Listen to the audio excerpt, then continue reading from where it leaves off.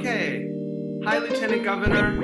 How you Hi, doing? Manny. I'm doing great. How are you? I'm good. I am excited to have this conversation with you, and also this is the second time we have done this. So I'm just going to take a second as people start filtering in and give a really short one-sentence explanation for what this is. And I want to thank you so much for being the second person to participate in our Super Civic Cyber Conversations. The first, which was 2 hours ago, was with the famous drag queen Heklina, who talked about the importance of drag in this time and in general, and gave us some good stories about her life in San Francisco nightlife. And you are the second person to do this, so thank you. Great. Well, I feel in very Yes, good you are. company. So you are the Lieutenant Governor of the state of California. Amazing. When did you become the Lieutenant Governor? Well, it's been a little over a year now. I was elected in 2018, took office in January of 2019, and have been serving since. So it's been a good period of time to settle into the job. And I mean, obviously, no one could have expected this. What we're in now, this situation, a pandemic. But you spent a fair amount of time abroad representing the United States as an ambassador. And I guess one question I had for you, if you could let folks know about your duties as an ambassador and your role, but also how that might have prepared you for what we're going through right now in California. Well, first of all, there was no way to be entirely prepared for COVID-19 and what we're going through right now. But there are a lot of things that we do on the federal level to prepare for disasters. We run simulations, we do training programs. And at the federal level, I think it's a little bit more robust than what people get at the state level. But a lot of that goes on at the state level as well. So to tell you the truth is I've seen the protocols all kind of falling into the place here in California. I can assure everybody watching that there are some really talented, high-level, experienced people who are working on making sure that our response to this terrible situation is going to be as robust as possible. And there are already a lot of very important protocols in place in order to address the challenges Okay, ahead. so just because I didn't do this, just in case for the folks who are listening in, the Lieutenant Governor and I are going to speak for about 20 minutes, and then there's going to be 10 minutes for your questions. So this whole thing should take about 30 minutes just for your own planning purposes. Okay, so Lieutenant Governor, can you architect out for us a little bit organizationally how the governor's office and the state is organizing its disaster response? Is there like one person in charge with a group that's tasked with different aspects of it, or how is it working? So what one of the first things the governor did is he set up the State Operations Center to be able to consolidate and organize the response. So there's a lot of people working together out of the Office of Emergency Services Command Center, and that helps facilitate communication and organization. But one of the things I thought I could do was maybe help Manny, for everybody watching, kind of summarize the way that the administration sees this challenge and what the objectives are over the next few weeks. Please go ahead. So first of all, a couple of resources that I right off the top want to direct everyone to. One is the website that the state of California has set up, covid19.ca.gov. covid19.ca.gov. It is the clearinghouse for all the information that I'm going to be talking about today. I just added And then chat. What's that? I just added it to the chat so people can I'm glad. Great. Thank you so much for doing that. And that's a really important resource. The other is that the governor has been doing now for the last week or so almost daily press conferences. And in fact, he is doing a press conference that's going to start today at 3:30, right about the time that we wrap up here. So I'm going to remind everyone when we're getting off here, but to go to Facebook and you can link on to the governor's press conference. It's not going to look like the Capitol unless they change the location. Typically, they're doing it out of this State Operations Center. and he brings experts with him, and he is going into extraordinary detail about all of the actions the state is making. So those two things are really important for everyone to get access to the most detailed statewide information in dealing with the crisis. But I'm happy to summarize some of the top lines I think that are important for everybody to understand. So, how do you think the state is doing? I mean, obviously, we have a yardstick of the other Sure. 49 states, but real talk. How do you think California is doing in its response to all this? Real talk, I'll tell you right now, we're really lucky. We have a phenomenal governor of our state, and his leadership and organizational skills, his incredible intellect to be able to understand what we need has been essential because, I don't want to make it political here, but the federal response has not been enough. The state response has had to be robust. So here's how this is being framed. What the governor did is he brought together experts to have a better sense of exactly what are we going to need in the state of California, depending on the most commonly viewed scenario of the number of people who are likely to be infected and the number of people who are likely to get sick. Now, this assumes that we're all practicing those extremely important social distancing measures, but he has estimated that we will need about 19,500 beds, hospital beds, and the support that goes along with it, respirators, ventilators, all of the PPEs for the health professionals to wear, doctors and nurses to wear, and all of the other equipment that goes along with that.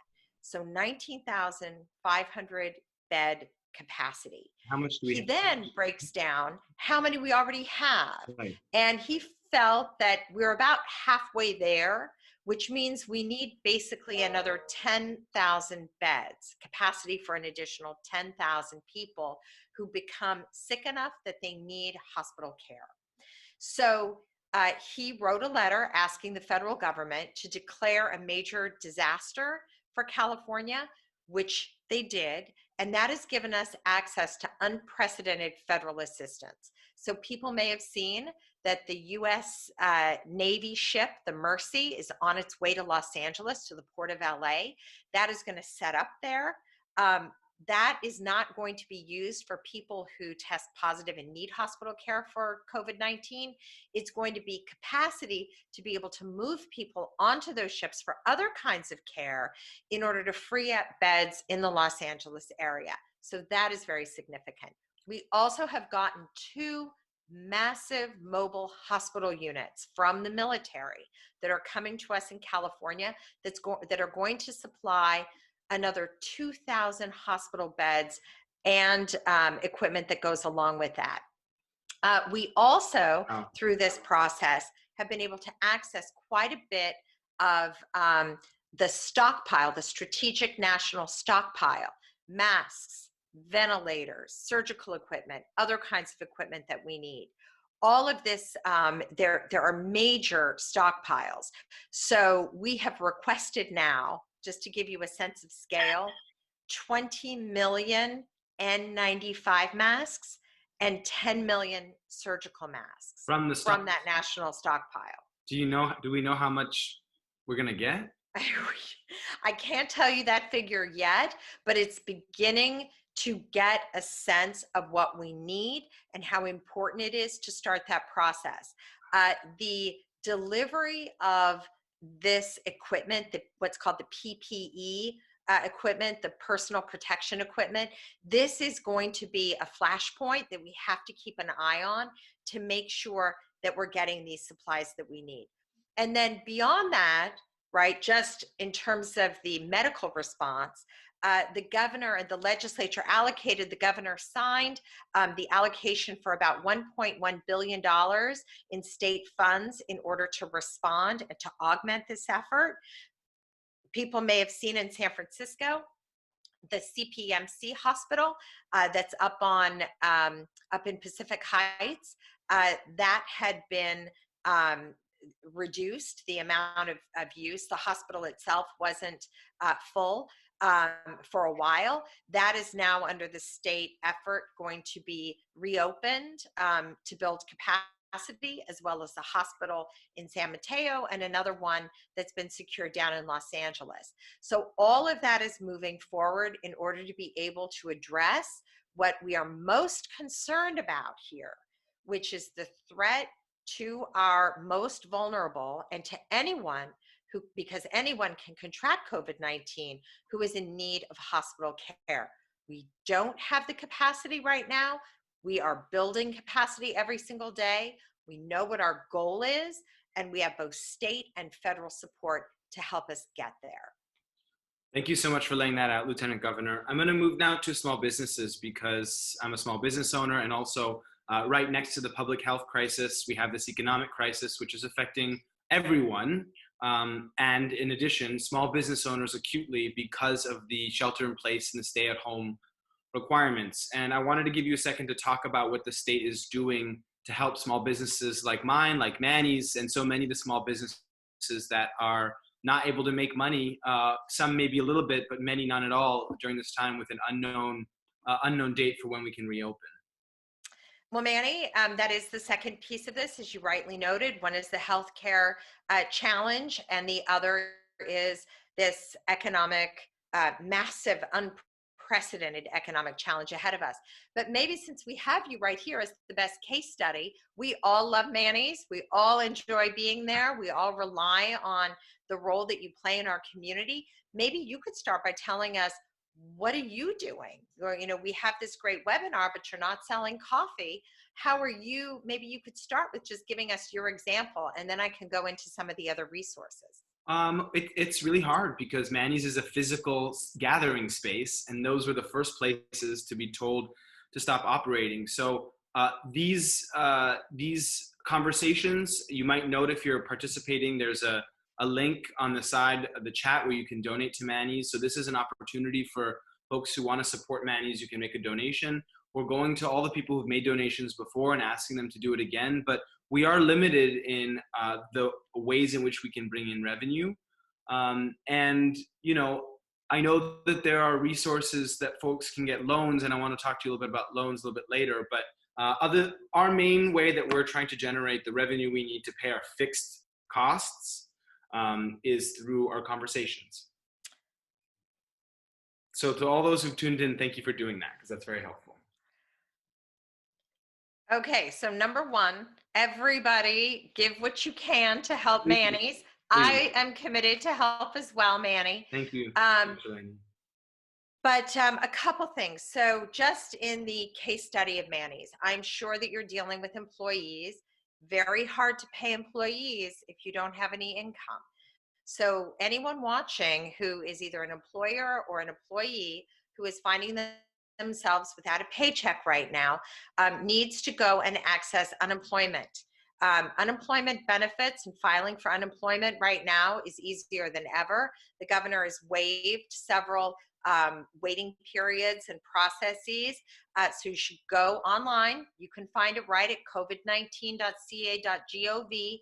You will find the resources to be able to access unemployment. The other thing you should know is that if you are sick, you can access disability. If you are taking care of someone who is sick, depending on your circumstances, you might be able to access sick days and family leave days. So all of those things to be considered if you are an employee or an employer and you are working to support your employees or take care of yourself. The other thing, as you mentioned, are SBA loans. The Small Business Association loans are available. You can find them on our website, or you can go to the SBA website. They are somewhere between 3 and 3.5%.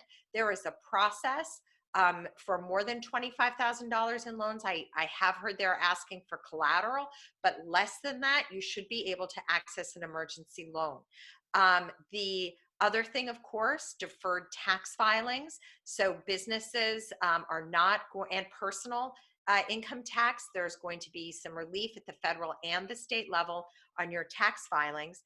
And then the other thing is that the governor signed an executive order giving the control to local governments to be able to stop business evictions as well as housing evictions. So for that, for the San Francisco area or the Bay Area, you go online and you find exactly what your city and county are doing relative to being able to stay where you are, even if you cannot pay your rent, whether it's for a business lease or for your home. So I'm going to push you just a little bit, Lieutenant Governor, and say that the feedback that I've got from a lot of small businesses is that a lot of them are already saddled with debt that they had to take, whether construction loans or loans that they needed to take to get to be in the black. And it feels like folks are being offered loans, but there are a lot of people that really don't want to take on more debt that they're going to have to pay down the line. And so I guess the question is, if things get worse or if we have to be closed for longer, is directly sending grants to small businesses something that people are considering? I know Australia is sending $25,000 grants to its small businesses to pay their fixed costs right now. So Manny, you have very savvy, very engaged customers, and I'm sure everyone on this webinar, webcast, Zoom, is very up to speed on some of the major policy issues that we engage with. And one of the things I encourage everybody to be watching and engaging on is what is happening in Washington around the economic bailout. Elizabeth Warren was very clear that the Democrats in Congress are not going to support a bailout that ends up being a slush fund for Donald Trump and his administration to use to bail out his friends and their companies. Again, I don't want to get too political here, but it's really important that we hold Congress accountable, that this bailout, unlike the one that we all experienced in 2008, is not just for the big corporations and the banks. That if there is going to be a bailout, which, by the way, they're negotiating this $1 trillion+ bailout as we speak, that is not going to go to the banks, who then just foreclose on everybody, right, and not only get bailed out, but then don't pass that bailout along to their customers. Right. So this is what people need to be very engaged in right now. It's something that my office is watching very closely, because I get out there with people, I hear these stories all along, and the reason that I ran for office in the first place is because of the fact that the economy came back after the recession, but small business owners and families across this state did not fully recover from the recession. This is our chance this time to make absolutely sure that the approach is different and it goes directly into Main Street, not Wall Street. I love it. I just have one or two quick more questions, and that is that I think the hardest thing, in addition to the pain and suffering that is being experienced right now, is the not knowing how long this is going to last, not knowing how much this new normal is going to be normal. And so I guess you're in the room, right? You're the Lieutenant Governor. What are you hearing about how much longer this shelter-in-place thing is going to last, to the extent that you know? Well, let me just tell you, it is the hardest thing. It is. And fortunately, because I am in this position, I have access to people who have a lot of facts at their hands. So I sit on the board of regents for the University of California. The woman who oversees all of the University of California hospitals, UC San Francisco, UC San Diego, UC Davis, and beyond, happens to be an epidemiologist. Wow. And every couple days I call into her and I ask her, what do we know? What do we know? I also, because I represent the governor in international affairs, am in constant contact with our consular corps. And I talk to the consul general from Italy in San Francisco quite often. He's a good friend of mine. And I ask him, what do you know? What do we know? And the fact of the matter is, Manny, is we really still do not know the arc of this. And every day that passes, we know more. But what we know for sure is that social distancing works. That if we stay 6 feet away from one another, if we frequently wipe down shared surfaces in our kitchens, right? Because if somebody goes out and comes in contact with someone or something that has the virus and brings it into the home, that in Italy and Korea and in China, it's those shared spaces where you then end up seeing these clusters. And particularly if you have vulnerable people living with you, wiping down the refrigerator door, wiping down the countertops, being extremely mindful, not just of not being too proximate with one another, but also keeping those shared spaces, shared surfaces clean. That if we do this, we can flatten the curve, we can minimize the number of people who need respirators all at the same time. If you are sick, if you do develop the infection in your lungs, having a respirator makes a massive difference in your survival. So all of this is really serious. And every day we have a better sense of how well we're doing in flattening the curve and how well our social distancing is going to make a difference. What I Hey, have been Governor, doing for the last, I yeah, know we're limited in time. I wanted to get yeah, to the audience questions. Is that all right? sure, absolutely, So absolutely. folks who have questions, the governor is going to be on in 8 minutes, so we're going to try to breeze through this as quick as we can, but go ahead and click Q&A on the bottom of your screen and type in your question, and I'll try to get as many of these as possible. So from Kelly Kozak, who's a small business owner in San Francisco, we're wondering whether FEMA will dedicate California a disaster location soon. As of earlier this morning, California was not on the list. And then the second question is, when the payroll tax deferment for the federal piece will catch on to California and San Francisco. So the first question is that 2 days ago, yesterday, or the day, I think I'm trying to remember the timing, um, the federal government did declare California in a major disaster. I don't know where the FEMA declaration falls within that, but the declaration from the federal government has happened. That is what has given us access, again, to the Navy ship that's coming and these hospital units, the mobile hospital units that are coming. So I don't have a read on the FEMA declaration, but we can. We have people on my team who are listening. So why don't we do this? I will find out what I can, and I'll post it up as an answer on my social media. Perfect. Anything that I can find. Great. And what is the second part of the payroll, question? payroll tax deferment for the federal piece. When will the payroll tax deferment for the federal catch up to what California is doing?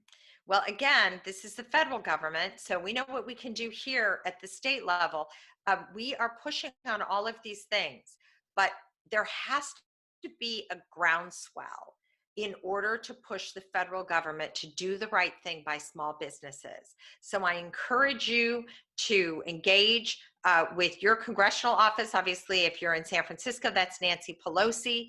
But that's going to be something that gets determined at the federal level. I don't have that knowledge right now, but it's another thing. I know, I hear from you. So when we pick up anything, we'll put it on our social media to follow up. Awesome. A question from Charlie. If you're currently on unemployment benefits, or if you're on unemployment and benefits expire this month, can you file for an extension or more benefits?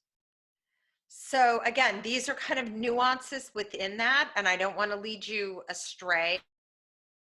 I do know that this is an issue that has come up because if you're on unemployment, but you're certainly not going to be able to go get hired now under these circumstances, can you extend?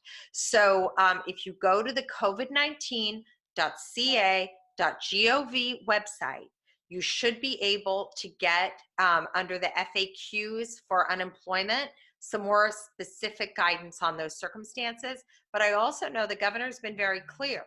As we see where the common problems are, we're addressing them quickly. All right, we have a question from Andrea Chase. Are there any plans to defer property taxes as well as income taxes? This is another one, Manny, that keeps coming up that people are asking about.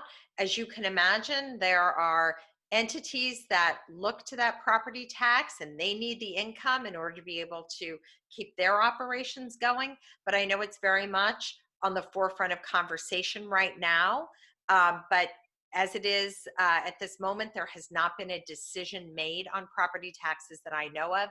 Again, I do know there's a lot of chatter around this issue. All right, a question from Sam Dryman. We already talked about how we don't know when shelter in place will be lifted, but the question is, what will be interesting is what conditions need to be met in order for shelter in place to be lifted?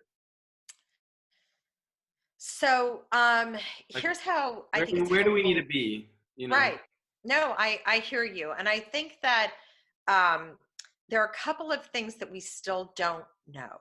So remember hearing, oh, at 85 degrees, the virus dies. So as soon as we're at the end of flu season, we should be at the end of this, and then everyone could go back to normal. But we actually don't know how COVID-19, again, I'm not a scientist, for what they're telling me, because I asked this question too, is that we don't know to what degree it will die out. We also, before it comes back again next year, and in what form, whether it will mutate into COVID-20, right? Which could be equally problematic, which is why we're hearing the federal government is talking about a 15-month strategy. What we also don't know, again, from the epidemiologists, the experts I talk to, is to what degree we will develop what's called herd immunity, which would also change the ability of everybody to get back to work. That'd be good. So these are the outline. Herd immunity What's that? Good or bad? Herd immunity is good. Sounds good. It is good. We want herd immunity. How are we gonna get that? How do we get some of that in our lives right now? That's right. That's right. And again, a big part of this challenge, and again, I don't want to go back to the way we got here, but everyone knows by now, we have not kept up adequately testing people. So we know where we are in terms of how many people have been diagnosed. We don't know how many people have it across the state because we haven't had the full ability to test and to know how far and wide it's spread at this point. So we're behind a little bit in the research that we need to be able to predict these things. But we have the best people on it.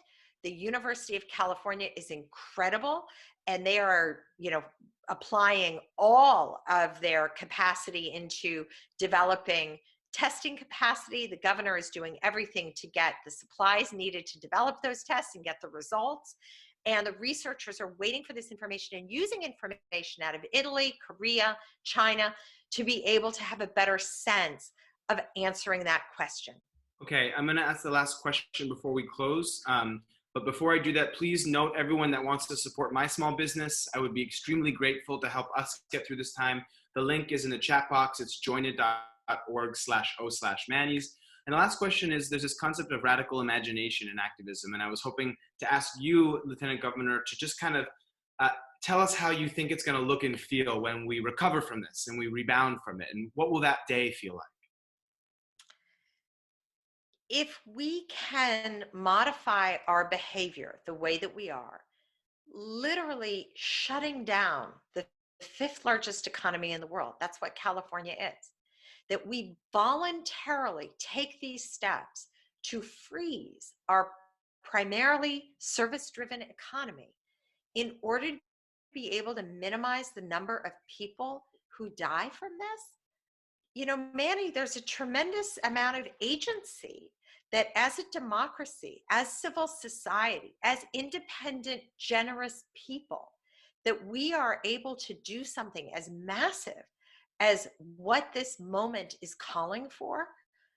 I actually think that there is reason to be hopeful that being able to meet this moment, as Governor Newsom constantly says, that being able to do this and do this together will actually be a very empowering thing. But we have a long way to go before we get there.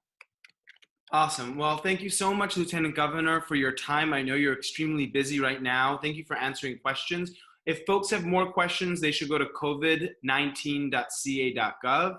My team is going to be adding in, they just added in the link to Governor Newsom's press conference on Twitter. So if you want to go right from this to hear what Governor Newsom and the team have to say, you can click on the Twitter link. Please tag at Welcome to Mannys if you want to do a post about this and help get the word out. These events are all free for the public. We're going to be doing over 100 of them in the next month. And I want to thank you so much, Lieutenant Governor, and to everyone that tuned in. I really appreciate it, and have a good Monday. You're awesome, Manny. Keep it up, and everybody out there, keep tuning in. Let's help Manny get through this. We need him in our community. He keeps us together. He's part of the glue. And this is going to be something, that's going to go on for a little while. And if we can all convene in this way, it's really important for keeping us all going during this difficult time. Thank you, Lieutenant Governor. Have a good rest of your day. Thank Bye, you, everyone. Manny.